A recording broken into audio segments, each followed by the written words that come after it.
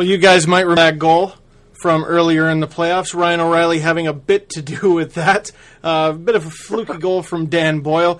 Ryan, welcome to the show. Ryan O'Reilly from the Colorado Avalanche. What the heck happened during that goal? It's funny. I would like to say I did some amazing play and got the lucky winner, but I just trying to get a stick on the puck and just got a lucky bounce, and I guess that's what happens sometimes. Now, here's my question. Craig Anderson played one of the most amazing games I've ever seen by a goaltender. 51 save shutout. Who got that puck? Was it you or him? Or Chris Pronger. Or Chris Pronger. I don't know. I think it was him. I don't really know. I know it wasn't me. But if there was someone that deserved it, it was definitely him.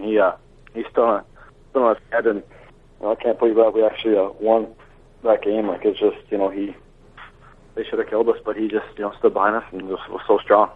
It was an incredible game, and I remember just my jaw dropping to the floor. It's amazing rewatching the goal and listening to the fans' reaction, and you can go like a full 2 Mississippi before One they Mississippi, actually 2 Mississippi. It's in. It's in, and they actually realize it. You kind of went, Can I celebrate? Okay, yeah, good. Yeah, like I was going to the bench for a change, and I look at the puck to the net, and I was like, that just happened. But I guess it happens sometimes, and it's a part of the game, and I just was in, I guess, the right place at the right time. Don't think I'll have too many more of those. No, you can never underestimate the lucky bounces in hockey. You never know. Wanted to talk to you because, of course, Matt Duchene got a ton of attention, and rightfully so, with the Colorado Avalanche this year. Fantastic rookie season. One of the best, I think. Nominated for the Calder, Justin? I believe so. Yeah. But then there's Ryan O'Reilly. You make the Colorado Avalanche during your first camp opportunity as a second rounder. Now, that's really rare. What were people telling you going into camp? Well, a lot of people are just saying, just go in and just do what you can. Show them the way you can play, and hopefully get a lucky break. And exactly what happened. I just got I think would have went into the team. I might not even got a shot or anything. But it was nice they're rebuilding, and I just came in with the mindset of just do whatever I can to impress the staff, and just work as hard as I can. And it's just again lucky break, and they gave me a shot and it seemed to work out. Now, looking at your numbers are kind of nondescript. They don't really jump off the page at you. 8 goals, 18 assists for 26 points in 81 games. But that's not really you. What kind of what attributes do you bring to the Colorado Avalanche? I always think this year I had a big penalty killing role. I think he's quite a bit on that, and I took pride in that. I think that was my every game when you need a big kill or just any kill. I thought that was my job to go up and step up for the team and just do whatever I can to get the job done and kill off the penalty. And I think that was my main thing, and also hopefully down the road I can be more of a two-way player and be able to have a little more of an offensive role, and at the same time be still a strong defensive player. And I would love to play against the top lines of other teams. So hopefully the right work ethic I can get there. Now I'm curious to know what it was like. Obviously you make the team and you're happy about that, but it's not enough to make the team. You guys want to do well, obviously. And I remember looking at the Avalanche on paper and going, maybe not the strongest team they've ever had.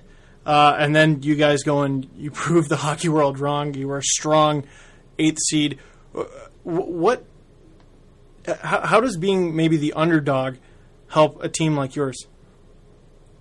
Well, I think for us is, we had no pressure. Everyone expected us to finish last, so we couldn't do much worse than that. So we just just put that in our mindset. Everyone thinks we're the weakest team there, and we'll prove them wrong. So we just went out there and just played our hearts out. And we had unbelievable coaching and leadership from the older guys, and it was just a great combination of everything. I got to go to the Draft Combine this past week, and I got to see just the insane ridiculousness that they put players through when it comes to not even the physical testing. The interviews blew my mind. Some of those guys come out of those things pretty rattled. What was your combine experience like?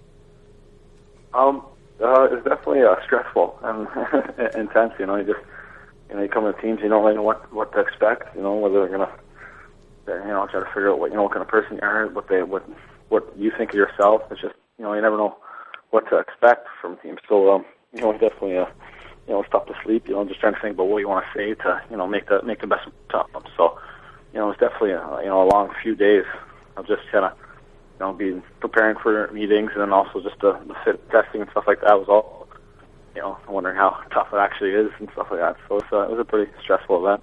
Do you remember the Colorado Avalanche interview?